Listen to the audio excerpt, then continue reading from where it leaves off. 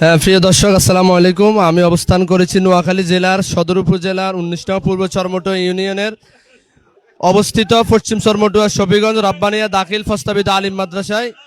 আজকে ২০২৫ managing committee নির্বাচনে এখানে প্রায় আমাদের প্রিসাইডিং অফিসার মোহাম্মদ শহীদুর রহমান আমাদেরকে জানিয়েছেন এখানে মোট ভোটার ছিল ৭৭৯টি এবং দাখিল প্রার্থী ছিল ৬ জন এবং ইবতেদায়ী শাখায় ২ জন প্রার্থী রয়েছেন।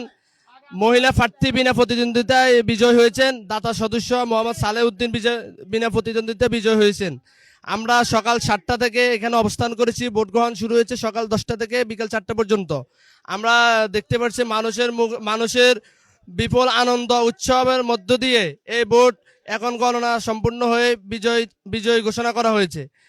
আমরা এখানে প্রিসাইডিং অফিসারের সাথে কথা বলছি, প্রশাসনিক কর্মকর্তাদের সাথে কথা বলেছি, বিভিন্ন রাজনৈতিক দলের নেতৃবৃন্দের সাথে কথা বলেছি। তারা আমাদেরকে জানিয়েছেন শতভাগ সুস্থ এবং নিরপেক্ষ ভোট গ্রহণ হয়েছে।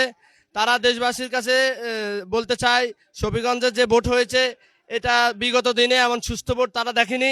এই এলাকার মানুষ বিগত দিনে এমন সুস্থ নিরপেক্ষ ভোট দেখে নাই। তারা আজকে যে ভোট গ্রহণ হয়েছে, সকলকে ধন্যবাদ। CNN Bangla TV, Mohammad Ariful Islam Shahin, Noakhali.